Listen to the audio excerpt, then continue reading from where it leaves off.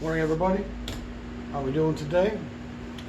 It's June 16th, 17th, middle of the month anyway, 2020. I want to start today's episode off with one of the grimmest, ugliest chapters in American history.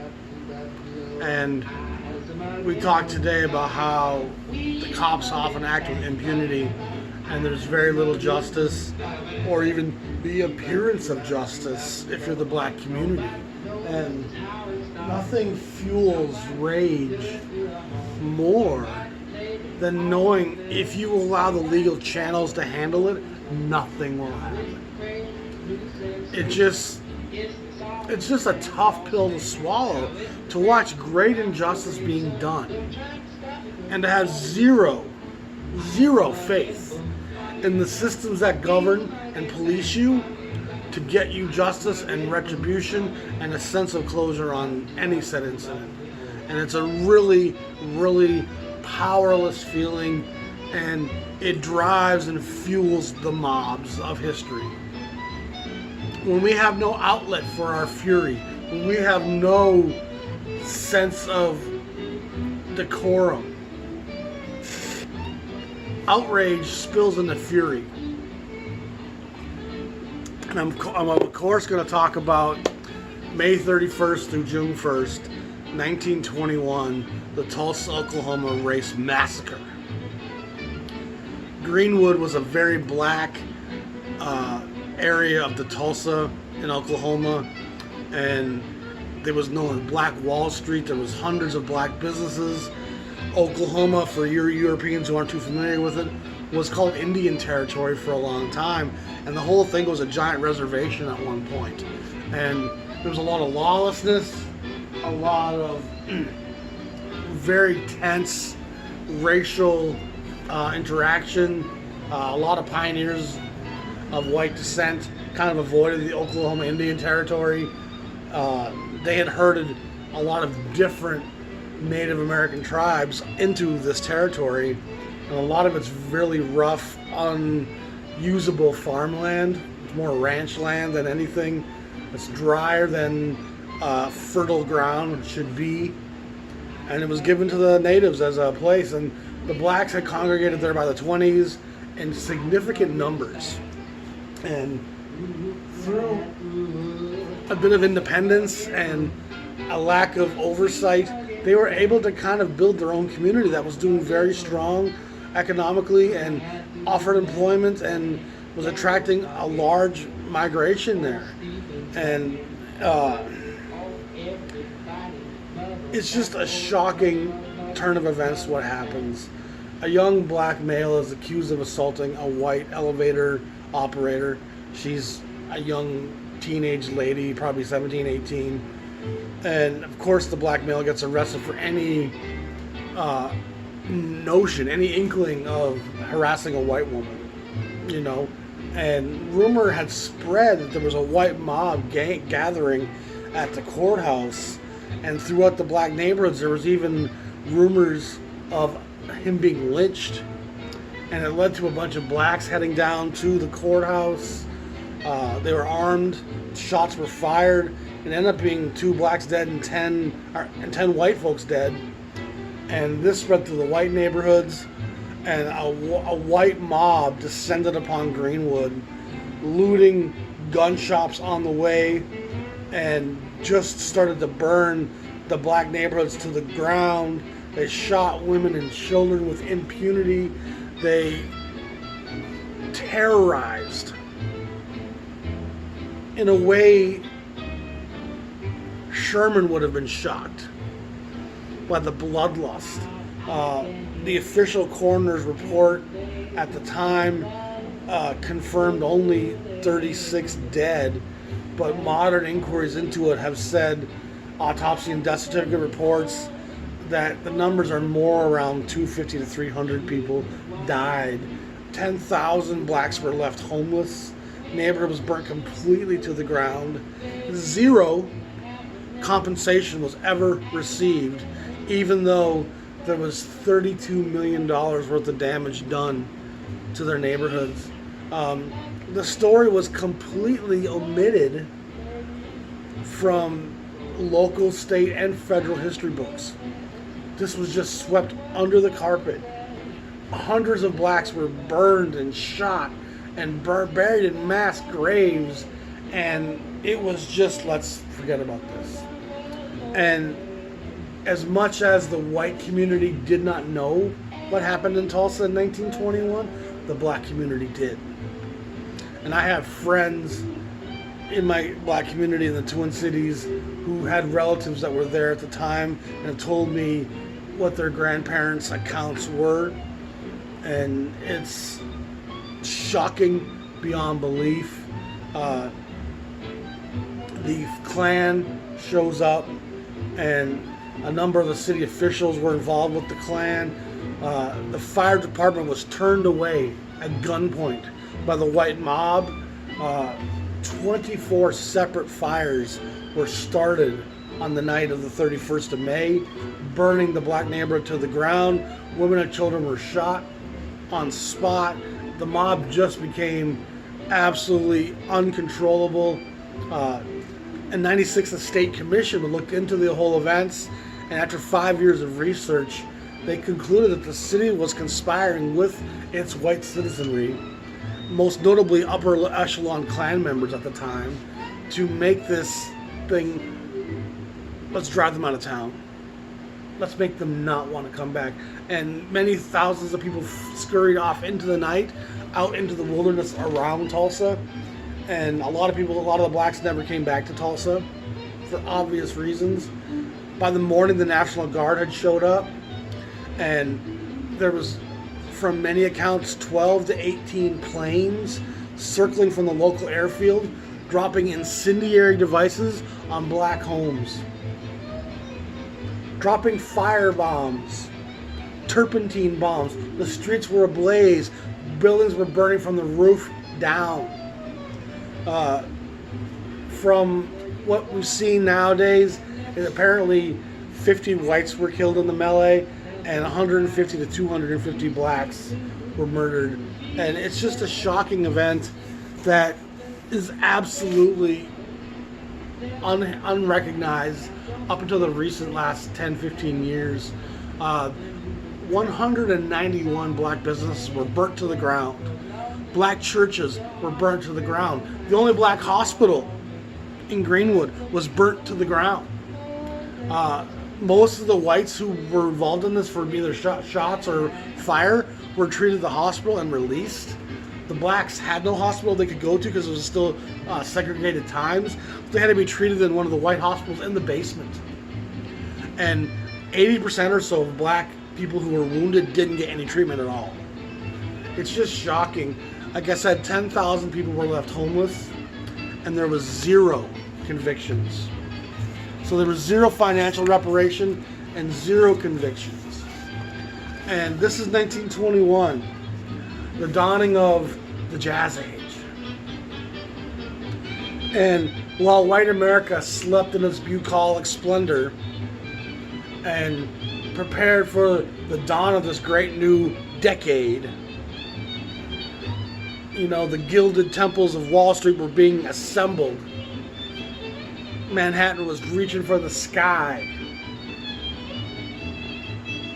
And the black communities knew what had happened. And if that doesn't spread a terror and a fear and uncertainty into every aspect of your life, I don't know what does. They can come into our neighborhoods, burn them to the ground, kill hundreds of us, and never pay a red cent and never see one charge levied. And so when you see the fury and the anger of today's protesters, and when some of them do turn into rioters and looters, the promise has been deferred. There is no 40 acres and a mule. I saw this gal yesterday on the John Oliver episode about the police, and you should watch it if you haven't seen it. At the end, she's a Minneapolis black gal, and she's talking about how can people burn down your own neighborhoods. And she's like, none of this belongs to us. We don't own nothing. And it moves you to tears to see this consistent oppression of a people. And the American mindset of our white lifestyle is under attack is one of the most selfish, short-sighted, and ignorant viewpoints anybody on this planet could ever conceive of you having. I'm not sure you can come up with a dumber vantage point from which to see the present. You're as entitled and as privileged as a person on this planet's ever been. And sure, they're robbing your tax dollars and your services are less than they should be, but it's sure ain't because of the people poorer than you. Because if they were stealing all that tax revenue, why'd they still poor? Think about it, white America. Why are they still poor? And this is the context of my episode today, because we're going to talk about the great Coleman Hawkins. Coleman Hawkins was born in St. Joseph, Missouri. And if you know your geography, St. Joseph, Missouri ain't too far from Tulsa, Oklahoma. He's born in 1908, if I recall, 1904. So that makes him 17 in 1921. And this is informing this young man's future in this nation. This is what his life is valued at and worth. And he ends up reinventing the saxophone. And he's got one of the most soulful, beautiful tones that always feels very genuine and sincere. It comes from the heart. It's never planned and packaged. It's always from the cuff and blues-based and loose, free of any structure or guidelines. It's just expressing. And this version of Body and Soul, which we'll talk about a little bit later, it's the progenitor of bebop. He's an incredibly modern, innovative player that helps reshape the face of the music itself and the instrument he plays on. And there's only a handful of guys in jazz that do that. Parker, Ellington, Armstrong, Monk. You have to be a giant to not just change the music instrument you play for everybody after, but you also impacted the overall face of the music. And Coleman Hawkins absolutely does that. He's a huge part in the moving from the swing era into the bebop era into the modern era. And even during the swing era, he's playing in small groups. And his impact on generations of sax players is understated. I'm just going to list off some of the names, and you could triple this list. Chu Berry, Charlie Burnett, Ben Webster, Vito Musso, Ike Quebec, Buddy Tate, Don Bias, Dexter Gordon, Lucky Thompson, Paul Gonsalves. These are all guys that are textbook Hawk Bean impersonator legend borrowing from. And he had the nickname of the Hawk, and he was also called Bean. Two great nicknames. That's how great you are. When you got two nicknames, you somebody. Lester Young claims that Coleman Hawkins was really the first president. And I might be the second president, but Coleman Hawkins, even though he's an alto player, he's like, Coleman is the designer. He's the one who gets us off the ground. And Miles Davis says, when I hear Hawk, I learn how to play ballads. That's some high praise. That's some recognition of a young, fiery upstart Miles Davis with a big ego, recognizing the greatness of the generations before him. He ends up going to high school in Chicago, ends up back in Topeka, Kansas, does some music school there, starts out on the piano and the cello. By the age of 9, he's playing the saxophone. By the age of 14, he's playing around in local groups around Kansas, Oklahoma, Missouri. He joins Fletcher Henderson's group in 1923. He moves to New York. Fletcher Henderson's traveling the country. For those of you who don't know, Fletcher Henderson is one of the greatest swing era band leaders, arrangers, and composers. Coleman Hawkins plays with Fletcher Henderson for over a decade. I believe it's from 1923 to 1934. That's, of course, Fletcher Henderson, and I'm going to give you a little taste of some of this. Fletcher Henderson stuff's all going to be from the 78 era, and that's just to be expected from the swing era, of course. So you're going to find this stuff on this disc. Swing is a French label, so this stuff might have been recorded over in Europe. I'm not sure of that. But it's in Coleman Hawkins' group. It's in Fletcher Henderson's group, where young Coleman Hawkins really starts to cut his teeth and to reshape the saxophone. It had been used in jazz, but it hadn't really become a jazz instrument per se. And of course, it was when a young Louis Armstrong plays in the group in 1924 and 1925 that it sets everybody on their heads.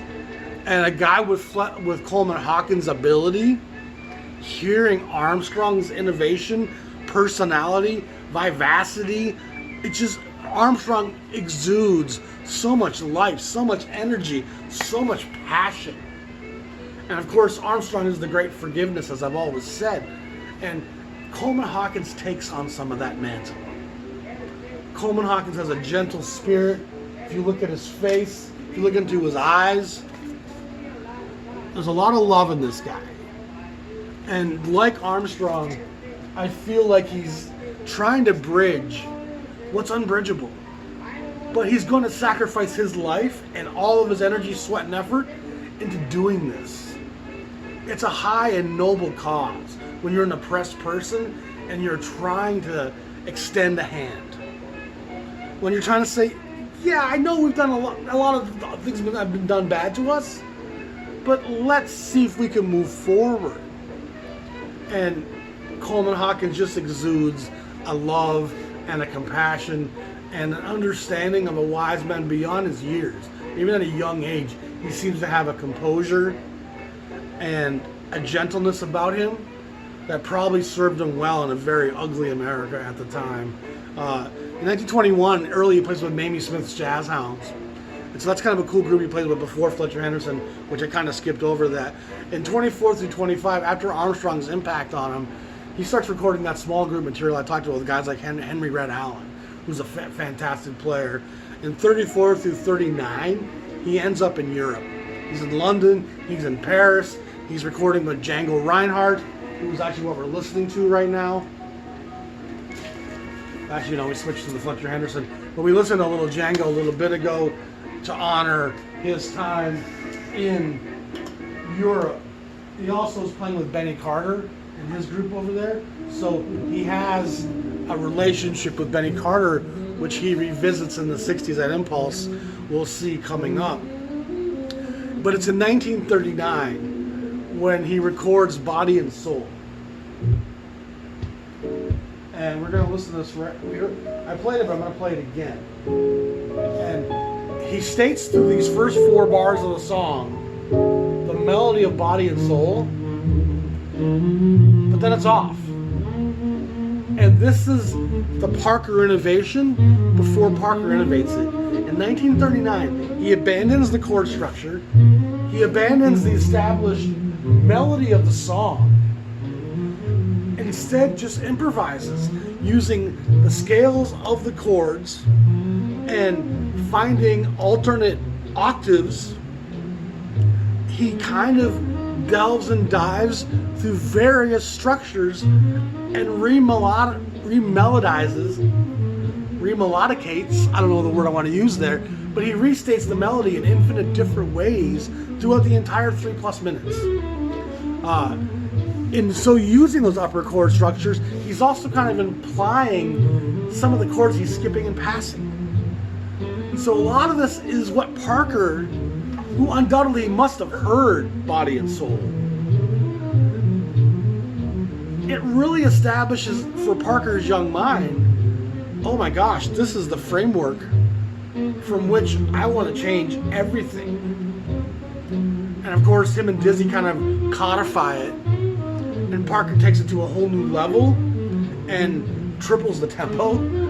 But Hawkins is such a giant, and he's a link to the modern age of jazz in every which way. During the swing era, he's doing small group recordings, and then he's also innovating and creating the modern sound and template right here. That's Hall of Fame legend right there. In February 16, 1944, he does a session where he records with Dizzy, Don Byas, Oscar Pettiford, and Max Roach, and it's really one of the first times anything that would resemble bebop is recorded. October of 44, he does some recordings with Monk. There were Minton's Playhouse is going on, so he's at the center in New York of all these things going on, and it's an exciting time in jazz. In 45, he played in a small group with Howard McGee and others, and throughout 44, 45, 46, he's playing with a lot of different cats, sometimes in a Dixie New Orleans sound, sometimes in a swing sound, sometimes in the modern sound, and sometimes he's skirting around with the bebop sound, with Dizzy and Max and Howard McGee. He plays with Howard Jones, Billy Taylor, J.J. Johnson, Fats Navarro. In 48, he decides to go back to Europe. He's touring. He's working with the Jazz at the Philharmonic and Norman Granz. He's doing some recordings with guys like Roy Eldridge in the 50s, Ben Webster, Oscar Peterson, Herb Ellis, and Ray Brown. He's just omnipresent in jazz at this point. And in 57, he does kind of a landmark recording called Hawk Flies High, which is on the Riverside label. And this is a gorgeous, gorgeous record. And we're going to start showing you some of his albums. And he actually records pretty prolifically in the late 50s, in the early 60s. He's part of a lot of sessions. This is with J.J. Johnson, Idris Suleiman, and Hank Jones right here. And it's really kind of the old guy showing the kids, this is how you do it. Let's keep that melodic center, but let's not be afraid to play wonderful improvisations. And he kind of almost pulls the reins back in on himself and says, I need to stay within the harmonic center of the piece, but I'm still going to improvise and be very imaginative in my playing. And he's just a wonderful storyteller. And like I said, when Tulsa's in the backdrop of your memory, this music isn't just about I'm going to play some notes. It's a soothing, calming bath to wash frayed nerves in and to find some sanity and to bring myself back to a center. This is called from several different sessions. Anything early 12,000 Savoy is going to be late 40s, early 50s. And I think this is with several different groups. It's a great record. Coleman's in fine form.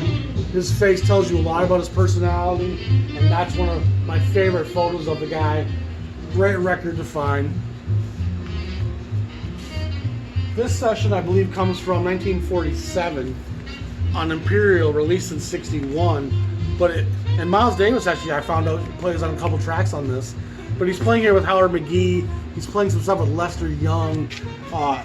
Really ahead of the curve. You know, Coleman Hawkins always sounds a few years ahead of everything else that's going on around him. He's recording simultaneously for small labels like Riverside and big labels like Capitol and RCA. And he's bringing the fire to those big labels. And of course, a guy like Coleman Hawkins has been on the radar now for even white Americans for a while. And so there's a comfort level with RCA putting a brother like this out. But they're still placing him in the context of strings and taking any edge that might be away. Versus when you go back to the Riverside stuff, there's a lot more swing, a lot more blackness to what's happening on the small, independent, black-driven labels. And it's very important to understand that there's a duality.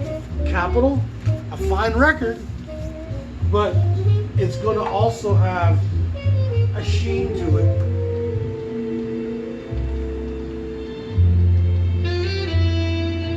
And like Clifford Brown, like Charlie Parker, some of these true, absolute greats, doesn't matter what setting you put in. Armstrong, you put him in the cheesiest, corniest session, they're still going to be the blues. They're still going to have a ton to say, and they're going to kick you in the gut.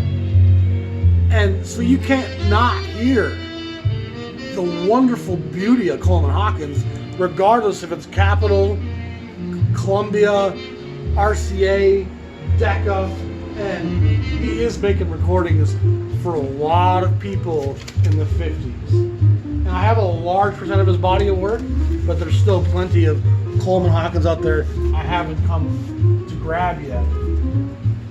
He's working with Norman Granz and doing some great stuff with guys like Roy Eldridge, Joe Jones, Pete Brown was a great 10-inch on Bethlehem. Here he's playing with Oscar Peterson Trio, with Roy Eldridge again and Ben Webster. This is Hawk live at the Village Vanguard, where he starts playing a lot in like 61, 62. He's doing a lot of shows in New York. This is Hawkins, Eldridge, Hodges alive at the Village Gate. Three of the just absolute greats in this music. And so 8504, 8509, 8346, 8240. So you're covering late 50s, maybe in the early 61, 62 area there on Verve. Verve also puts out this nice little collection, 85 to 68, and this covers some really wonderful material, and it'd be a fine place to start with Coleman Hawkins if you can track that down. But again, he's playing with a lot of different labels. We see he's doing all those major labels. He's doing the mid-major like Verve, but he's also doing this Riverside stuff. He's also doing stuff for Prestige, Coleman Hawkins Soul. And it's kind of very convoluted in terms of when some of these sessions are being tracked. The continuity of it's not easy to follow, because it doesn't seem like he's just at this label and that label. It seems like he's all over town. This is with Coleman Hawkins, Kenny Burrell, Ray Bryant, Wendell Marshall, and Ozzie Johnson. And there's that wonderful Coleman tone. You could melt butter. You could start a fire. You could free the man's soul. Like, this is what the music's about. It's about freeing the man's soul from the chains and the burden and the slumber that is this walk. And it's just important, and I keep wanting to drive in this point home.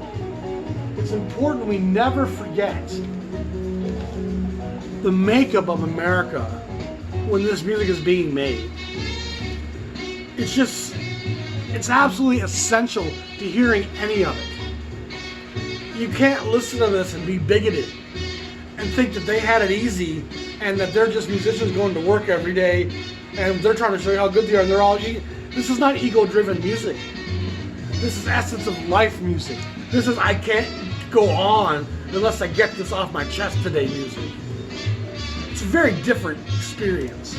Another great session on Prestige, 7156. Probably puts it around 1960. This has Charlie Shavers on it. That's fantastic. Tiny Grimes, who he actually plays with quite a lot. Ray Bryant, George Duvivier, and Ozzie Johnson. Ira Gitler track notes. Probably 59, 60 this was recorded. Great stuff. One of my favorite records ever is this Moodsville record. And if I recall, my session about 12 jazz songs to play at the dawn, this song had Dawning was one of those tracks. It's just absolutely gorgeous. This has a couple different covers, which a lot of Prestige records do. And a lot of Prestige records will also get a Moodsville or a Swingsville release. plus the Prestige 7000 series release. And it just makes you end up buying the same record several times at times. But what can you do? You know, that's why they did it. It's, come on now. People, when you're looking for jazz that you're going to love today, tomorrow, and forever, this is it. This is not going to screech and bleed your eyes. This is going to make your ears orgasm. Bean is going to climb in through your window, into your ear, and bring you a calming sense of energy. It's aloe vera for the soul. Just, I can't understate enough how some of these players play with such a passion and a love and a forgiveness and a peace. And it speaks volumes about the human condition. It speaks volumes about how much we're going to overcome, and even some of the craziest things in life can somehow be normalized, and you can find a way to survive. Ooh, come on now. Where did I put the color for this one?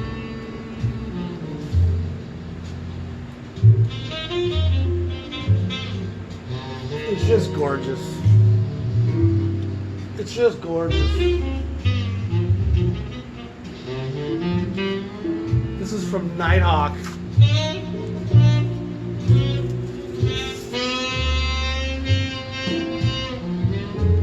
Swingsville release. But like I said, this Swingsville stuff, it's just Prestige. And Prestige puts a lot of swing era cats who are playing in small groups. They just put on the Swingsville and it's kind of separate from the regular Prestige sequence for whatever reason. But he's prolific in this era. This record with Red Garland, absolutely gorgeous.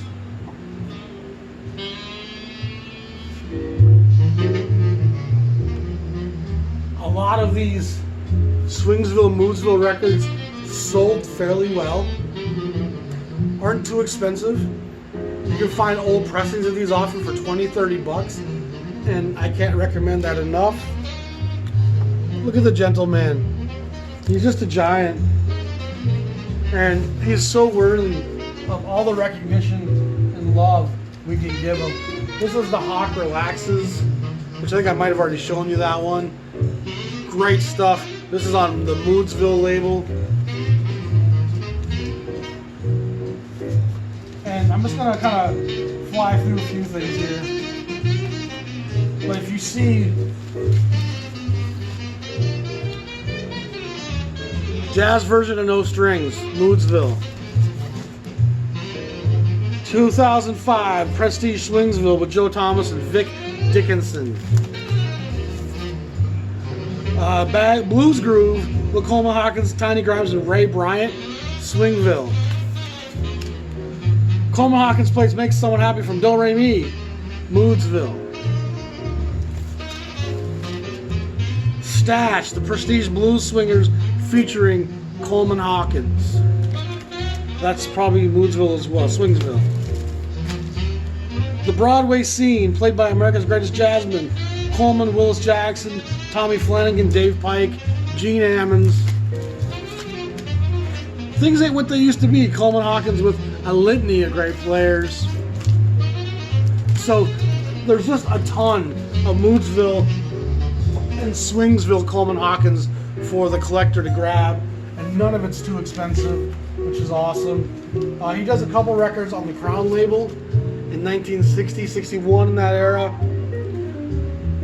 To me, these don't sound quite as great as a lot of his other material, just recording-wise. It's probably from live stuff. Thad Jones is on this one, Eddie Costa, Ozzie Johnson, but they're not that expensive either. This is a collection on up front, kind of a budget label thing.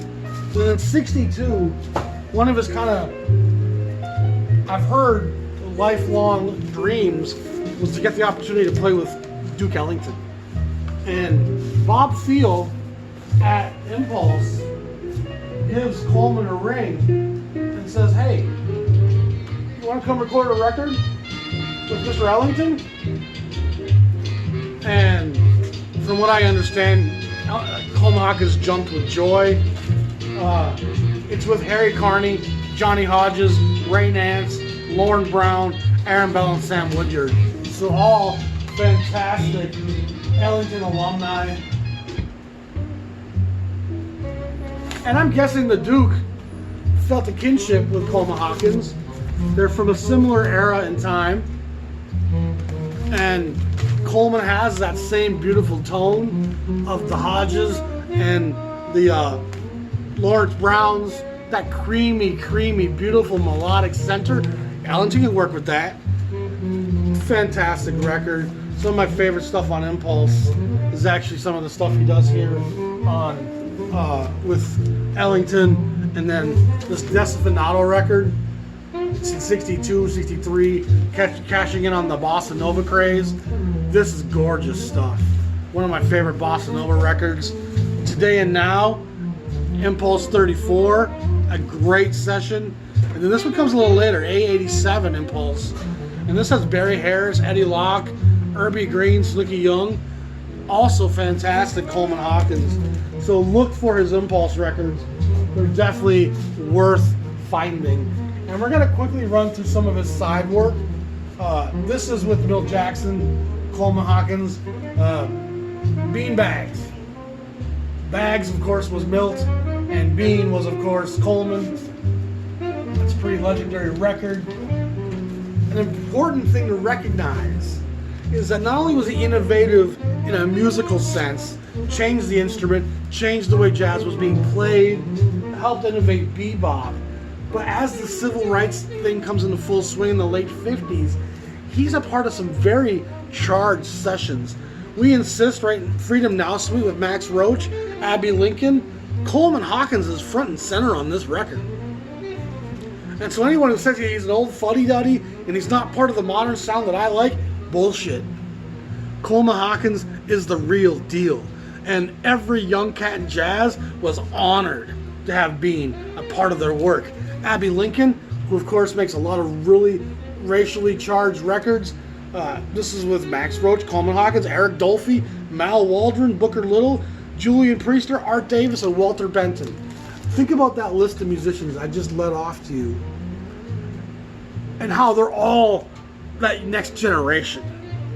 Dolphy, Waldron, Priester, Booker Little, Walter Benton, Coleman Hawkins. That's serious information right there. That means that the most fiery, militant, politicized, socially motivated jazz being made, Coleman Hawkins was front and center like, yep, I'm in. I got you. I want part of this. This fantastic Tiny Grimes record with Coleman Hawkins, The Blues Groove. I told you he does quite a bit of stuff with Tiny Grimes. Tiny's one of the great unheralded guitar players that people really need to know more about him and Bill Jennings. I talked about both of them not too long ago on my Rare Prestige record session. One of my favorite records is this fantastic bluesy Burrell record, and it's a tough record to come by. Burrell stuff has really climbed in value over the last few years. It's just great. I love Kenny Burrell. He's another one of those guys that just has a real melodic center and is going to really play melody, make you tap your foot and hum along, but it's always going to be so beautiful. Again, speaking on how current he was at all points in his career, in 57, he's taken place on some heavy-duty sessions with Thelonious Monk. Monk's music with Coleman Hawkins, Art Blakey, and G.G. Grice. So this isn't some guy that's a has-been and part of the past. He's absolutely part of this current moment in jazz, and a lot of the sessions from this were outtakes for this. And John Coltrane's on part of these as well. And Coleman Hawkins here. playing next to John Coltrane. Like, if that doesn't tell you how giant a player Coleman is, you've got Coltrane on a session, but we're going to bring Coleman Hawkins in. This is a fun record on Prestige with a bunch of great tenor players, Lockjaw Davis, Buddy Tate, Arnett Cobb, and Coleman Hawkins. And this is going to be somewhat akin to the Verve stuff, where it's old cats kicking back with their hats on, telling the stories of back in the day when I was a kid. These cats, they're just having fun, man. This record smells like barbecue sauce and hot dogs. You know what I mean? It ain't pious and uptight and precious. It's very beautiful, casual, the blues in the church. You know what I mean? There might be some potato salad on a cover you pick up at the Goodwill, because that's what that record's about. Benny Carter, who he plays with in Europe in the 30s and 40s, here he's helping him out on his Further Definitions record on Impulse, A116. Which probably puts us about 65, 66, maybe 60, yeah, probably 65. So you're seeing Coleman Hawkins on a wide swath of jazz. He's really covering most of the bases. Shelly Manne gets a record here at Impulse, and like I said, it was just common once you're on a label to be affiliated with other sessions. Of course, Manne's the great white West Coast leader of the, I don't even want to call it the cool, because what those West Coast cats on Contemporary and Emerson and the Bethlehem West Coast stuff, that stuff's as fiery as anything. This is a great record on Camden as well. And just the fact that he's affiliated with Camden on numerous sessions. We Insist, Abbey Lincoln. Here's a kind of a throwback session with Joe Jones, Bob Brookmeyer, who's kind of the weird guy in this one, with P.B. Russell and Coleman Hawkins. How does Brookmeyer get part of that session?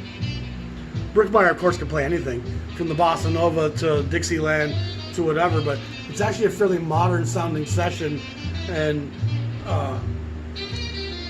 good for you, Bob Brookmeyer.